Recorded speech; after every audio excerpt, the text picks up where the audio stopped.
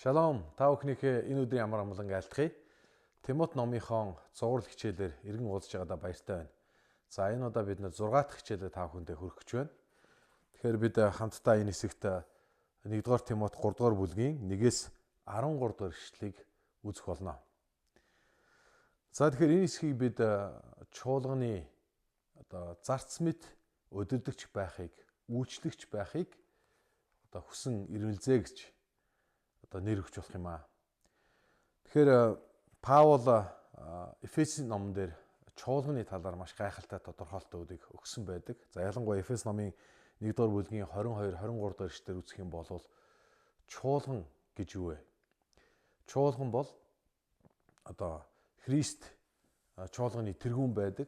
Чуулган бол Христийн бие бөгөөд за энэ ертөнцийн дүүрэгчийн дүүрэн юмаа гэж хэлсэн ба. Тэгэхээр чуулганы мөн чанарыг энд гайхалтай өгүүлсэн байна тийм үү. ертөнцийн дунд чуулган оршиж чуулганы тэргүүн болсон Христ өөрийн бие болох чуулганаа дамжуулан энэ ертөнцид Бурхны хүслийг гүйцэлдүүлдэг. Тэгэхээр чуулган Христээр удирдуулагдсан, Христээр дамжуулан ертөнцид Бурхны хүслийг гүйцэлдүүлж Бурхны ажлыг хийхин тулд оршин байгаа маш чухал, маш гайхалтай энэ зүйл юм аа. За тэгвэл ийм агуу Бурхны яруу алдар цогж авахлан Бурхны ерөөл орших тэрхүү чуулганы тийм үйлчлэгч, тэрхүү чуулганы удирдагч байхыг үнэхээр хүсэмжлэх хэрэгтэй гэж Паул энэ хэсэгт дурдсан байна.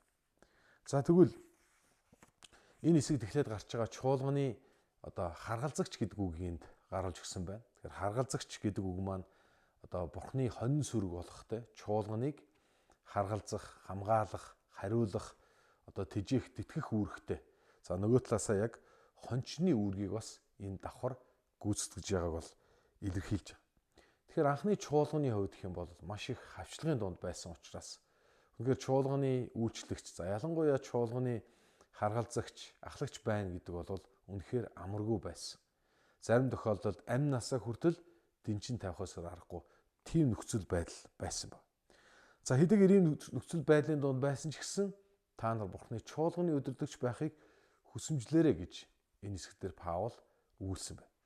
За тэгвэл бид чуулганы удирдагч байхыг хүсэмжлэнэ гэдэг маань яг ямар утгатай юм бэ?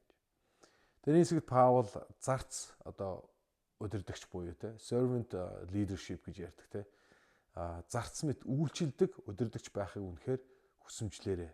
Гэхдээ чи яг юу хүсэж байгаагаа мэдэх хэрэгтэй гэж энд бас дурдсан байна. Тэгэхээр яг л Бурхан дотор Бурханы хүсэл дотор чуулганы удирдагч байхыг үнэн цэвэр зүрстгэлээр хүсэмжлэх тухайд өгүүлсэн байна. За мэдээж нөгөө талд за магадгүй буруу хүсэл ирмэлзэл байж болох юм. Чуулганы пастор юм уу эсвэл ахлагч болох юм бол алдар нэртэй ч юм уу эсвэл мөнгөтэй боломж гэдэг юм уу эсвэл өөр янз бүрийн бодлууд янз бүрийн өөр хүслүүд байж болох юм аа. За харин чуулганы жинхэнэ удирдагч хүн бол зөв хүсэлтэй байх ёстой гэдгийг энд дурдсан байна.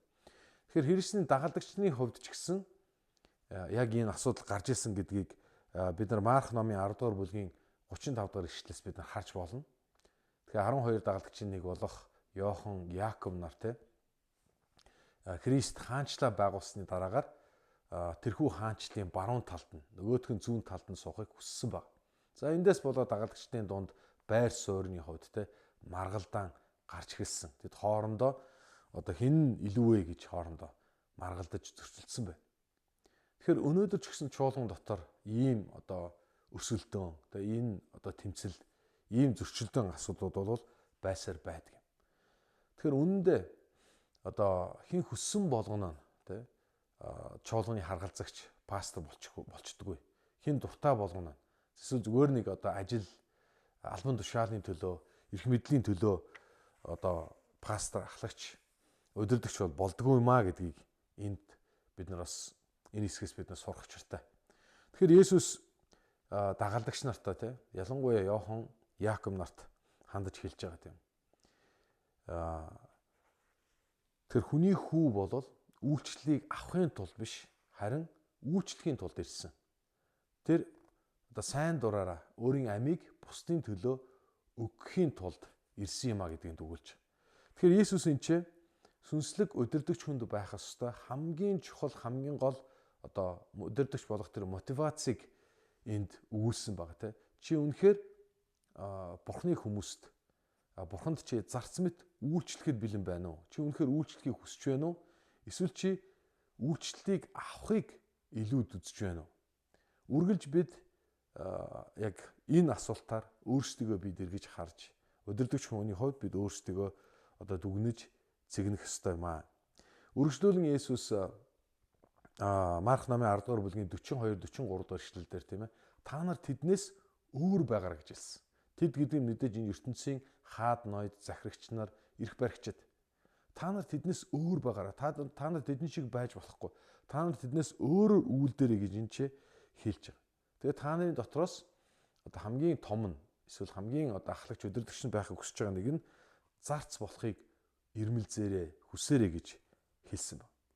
Ингээд Есүс дагалдагч нартаа үргэлжлүүлээ те. Та нар миний үүрэх загалмайг үүрч чадах уу? Та нар миний аягнаас ууж чадах уу гэж хэлсэн байна. Тэгэхээр удирдагч хүн аливаа дагалдагч хүнийг одоо Христийн одоо тэр чуулганд байгаа удирдагч пастор хүнийг бол золиос зориулалт гэдэг зүйл бол заавал дагдаг. Загалмаагаа үрээд энэ үйлчлэл дээр зогсох учиртай гэдгийг бид бас санах хэрэгтэй. За цааш нь үргэлжлүүлээд Паул за чуулганы үйлчлэгч хүн. За цаашлаа чуулганы харгалзагч буюу те удирдагч хүн бол ямар одоо зан чанартай энэ хүн маань ямар хүн байх ёстой юм бэ? Энэ хүн бол тодорхой хэмжээнд сургагдсан, бэлтгэгдсэн, сүнсний хувьд, зан чанарын хувьд бол төлөвшсөн, бусдын хүндгэлийг хүлээсэн одоо ийм хүн байх ёстой гэж хэд хэдэн шаардлагуудыг энд тавьсан ба. Тэр бид нар 3-7 дугаар ишлэлийг харах юм бол эхлээд харгалзагч буюу ахлагч хүн ямар байх ёстой гэдэг өгүүлсэн бол 8-аас 13 дугаар ишлэлдэр за энэ ч үйлчлэгч deacon гэдэг үгийг одоо энд оруулж өгсөн байгаа. Энэ үйлчлэгч хүн ямар байх учиртай юм бэ гэж.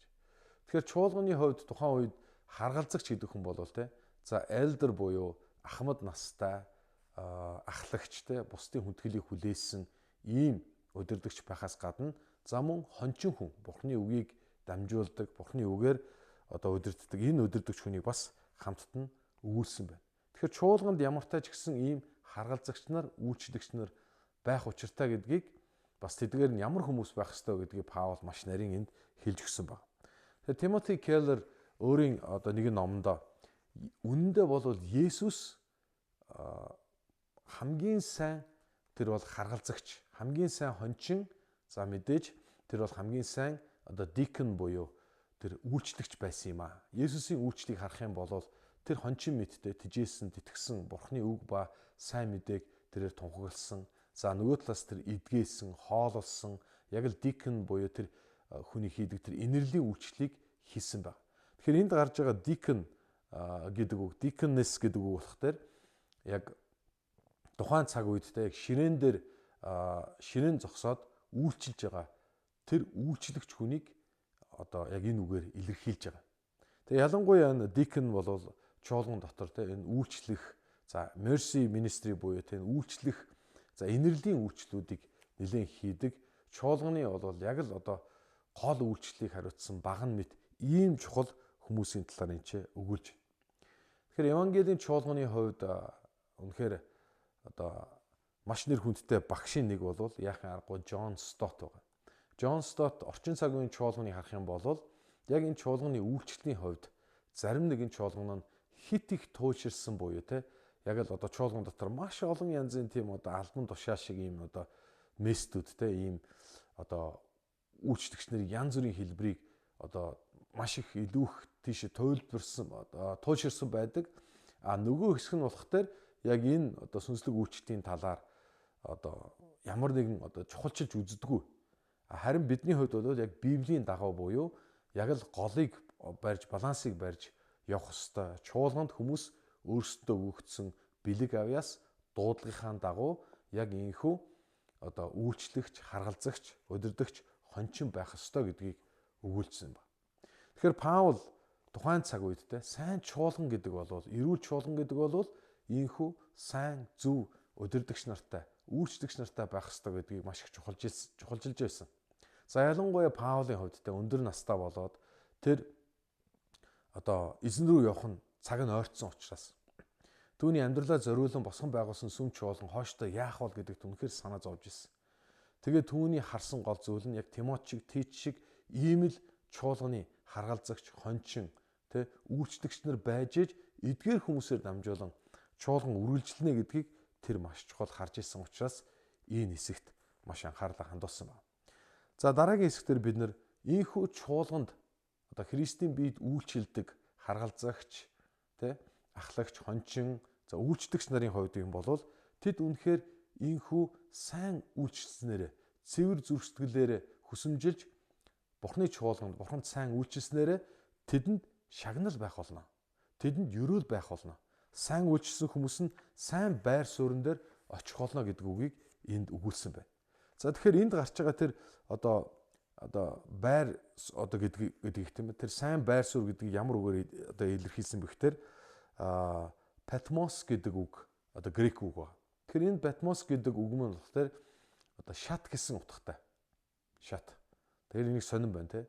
Тэр яг тэр шат шиг бат бөх байж тэр өөрөө Бурхантай харилцах холбоо болон чуулгантай харилцах харилцаа холбоо, тэр итгэл болон зан чанар болон бүх талаараа яг тэр бат бөх шаттай адилхан нэгэн. За мэдээж тэр шатаар бол хүмүүс дээшээ гардаг гэдгийг та бүхэн мэдж байгаа. Тэгэхээр Платоны шатан онол гэдэг бас зүйл бас байдаг. Ялангуяа энэ эцэг эхийн хувьд Платон эцэг эх хоёр бол яг тэр шаттай адилхан юм аа.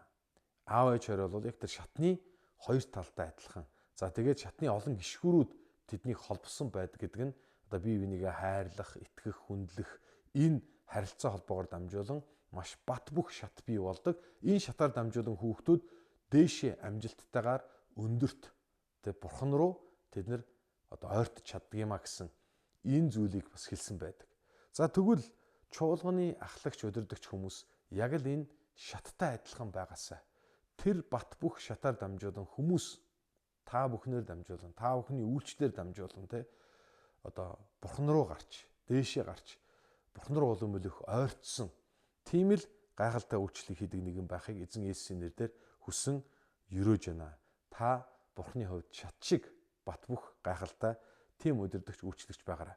Тэр Үлс номын 6 дугаар бүлэг дээр үзэх юм бол ариун сүнсээр дүүрэн, итгэл хийгээд зан чанараар үнэхээр бусдын хүндэтгэлийг хүлээсэн тийм 7 дикэн буюу дараагийн үеийн үйлчлэгч сонгогдсон баг.